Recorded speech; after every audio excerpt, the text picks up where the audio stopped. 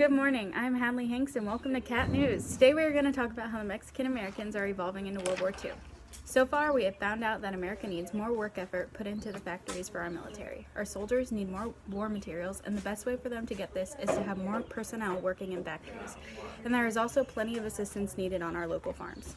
The Bracero program has been formed to help Mexican citizens get short-term contracts to come to the United States to work on farms and factories. By 1944, we hope to have about 120,000 Braceros assisting in the United States. Today we are actually joined by a member of the Bracero program.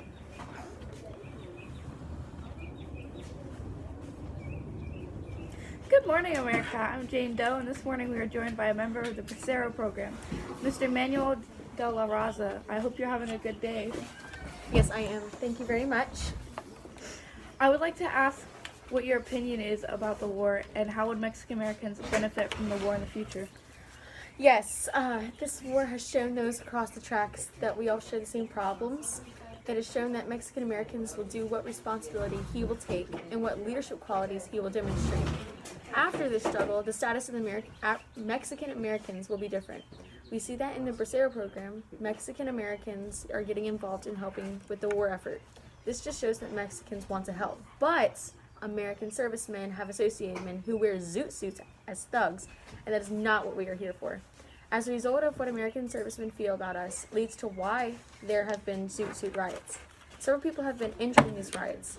I think I speak for all Mexican Americans when I say that I feel like the servicemen are the ones starting the trouble and invading our space.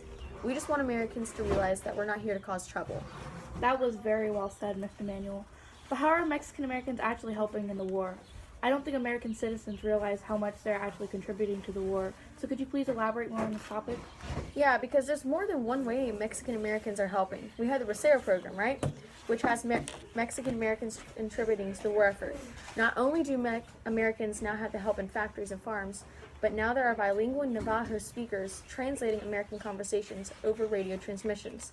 They do this because the lines are insecure and they don't want our enemies listening in.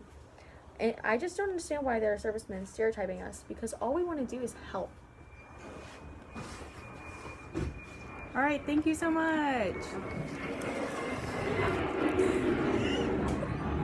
Thank you so much, Mr. De La Raza and Jane. I think this segment was very beneficial to those members of the public who don't know much about the involvements of the Mexican Americans in the war. If you would like to learn more information about this topic, this copy will be hitting stands today, and we'll tell you everything you need to know. Everyone here at the station hopes you have a good afternoon, as do I, and we'll see you again tonight at 5:30.